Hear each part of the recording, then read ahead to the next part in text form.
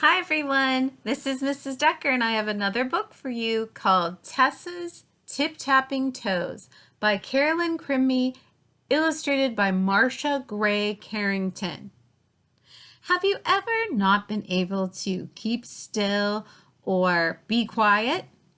Maybe you just wanted to tap your toes or bebop or twirl around the room. Or maybe you just needed to sing a tune or hum a melody.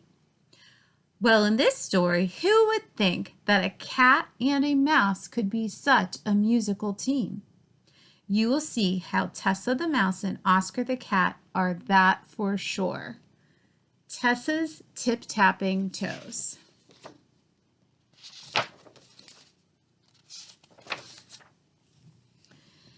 Tessa had swinging arms, skipping feet, and tip-tapping toes. She was built to dance. Most mice scurried along floorboards and ledges, trying not to be seen.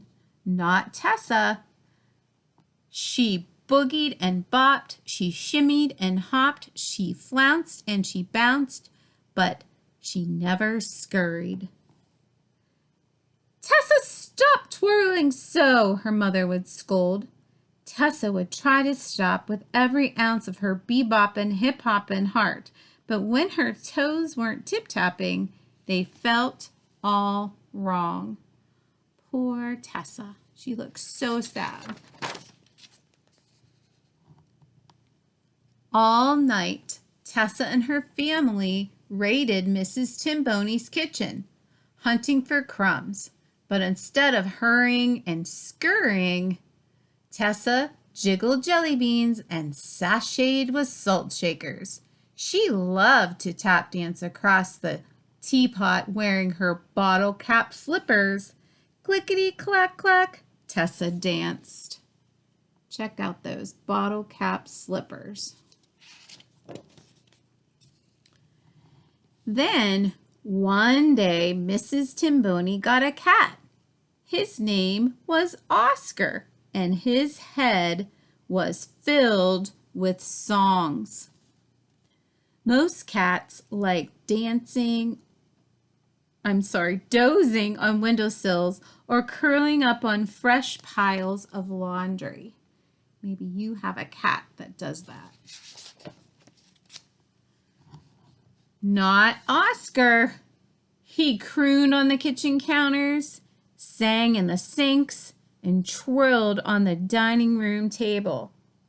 Oscar, stop all that racket, cried Mrs. Timboni. What will the neighbors think? Oscar tried stopping with every ounce of his sing-songy humdinger of a heart, but when his tongue wasn't trilling, he felt all wrong. Poor Oscar. He really wants to sing. As soon as Tessa's mother heard Oscar's crooning, she worried that her new cat would catch her dancing daughter. You must be more careful, she told Tessa. No more bounding, no leaping, no spinning. From now on, you will scamper and scurry like a proper mouse. So Tessa hurried and scurried. She skittered and scampered. She stayed low to the ground and didn't make a sound. But it was hard, so hard. When she heard Oscar's songs, Tessa bit her tail so to keep herself from dancing. Oh, she's trying so hard, isn't she? Within a week, the neighbors complained about Oscar. Mrs. Timboni worried they would ask her to get rid of her chorusing kitty. You must be more careful, she told Oscar.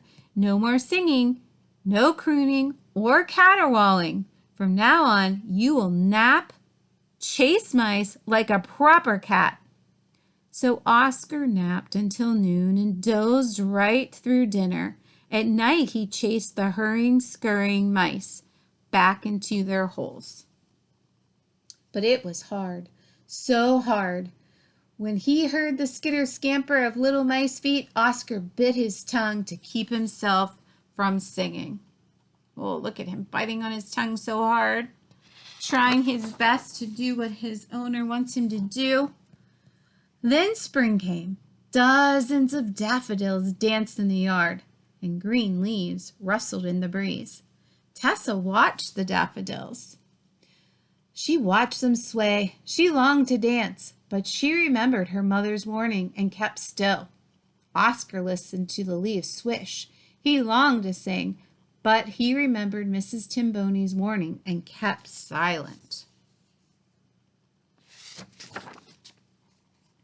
Until one night when Oscar was awakened by the ting, ting, ting of rain on the roof.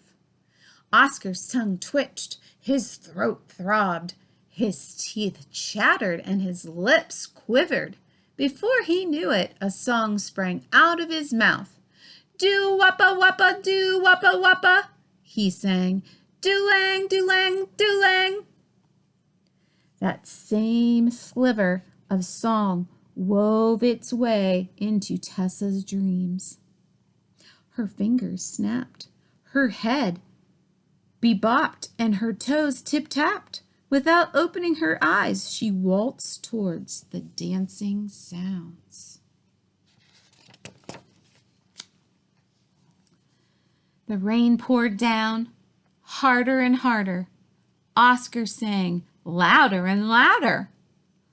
Diddle, diddle, dee, dee, diddle, dee, dee, diddle, wop, wop, doodle, wop, wop. Tessa frolicked and frisked in time to the song. She danced round and round until she lost her balance and bumped into Oscar's food bowl with a clatter. Oh no, what's going to happen? What do you think? Let's see. Suddenly, Tessa woke up. Oscar stopped singing. He spun toward the noise. Cat and mouse stood staring at each other.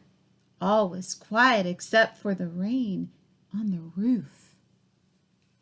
Oh no, what's going to happen to Tessa? What will Oscar do? Only one thing came to Tessa's mind. Before Oscar could twitch a whisker, Tessa tip-tapped her toes in time to the rain. Oscar's mouth dropped open. Tessa wiggled her middle to a clap of thunder. Oscar shook his head and blinked. Tessa's burst into an all-out rock and roll boogie-woogie hip-hop two-step combo. Oscar watched, eyes wide.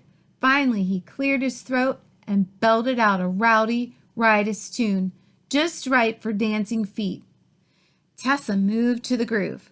Up, down, round and round, jump, shout, kick it out, swing, swoosh, shake it loose. She felt so good. She couldn't stop if she tried. Look at her dancing.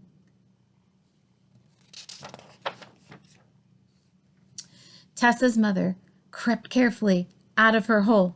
Tessa, stop, she whispered, but Tessa couldn't hear her. She kept dancing to Oscar's song. Then Mrs. Timboni rushed down to the kitchen in her bathrobe. Oscar, stop, she pleaded, but Oscar couldn't hear her. He kept singing to Tessa's dancing.